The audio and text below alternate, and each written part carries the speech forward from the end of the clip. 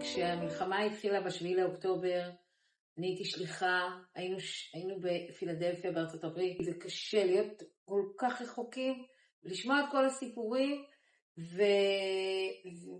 ואתה לא יכול לעשות שום דבר, את רחוקה, ואת רק כל הזמן רוצה לשמוע איך המשפחה שלך, ואיך מתמודדים, ויש לי משפחה בעוטף, וכשיצאנו לחופשת חורף, הגענו לפלורידה, התחלנו את החופשה שלנו, ואז בבוקר חברה שהייתה איתי קיבלה את ההודעה על שאולי, והיא סיפרה לי את זה. היה מאוד מאוד קשה לה לספר.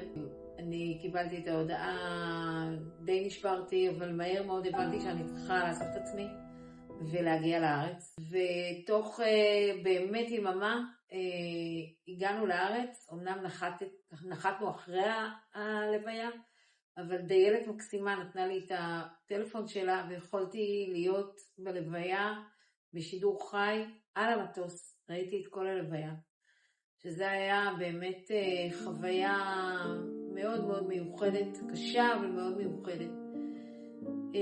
הגענו ישר לשבעה, היינו פה כל השבעה, ממש תמכתי, הייתי שם כל הזמן, 24 שעות, מהבוקר עד הלילה.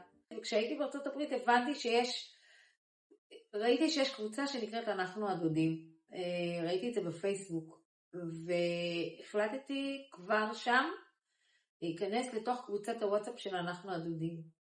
הרגשתי שזה משהו אחר, שבמלחמה הזאת פתאום רואים גם את המעגלים האחרים של השכול, לא רק את המשפחה, לא רק את האחים, שזה באמת חשוב לתמוך, אבל גם את הדודים וגם את הסבא וסבתא וגם את החברות, ובאמת המעגלים הם מאוד מאוד גדולים, ופתאום הבנתי שיש לי במקום שמקשיב לי, במקום שרואה אותי, במקום שאני יכולה להיות בו מה שאני, עם כל הקושי ועם כל הבעיות. הבנתי שאני באמת במקום שאני יכולה לנשום ובלי לבקש סליחה, בלי להתנצל על זה.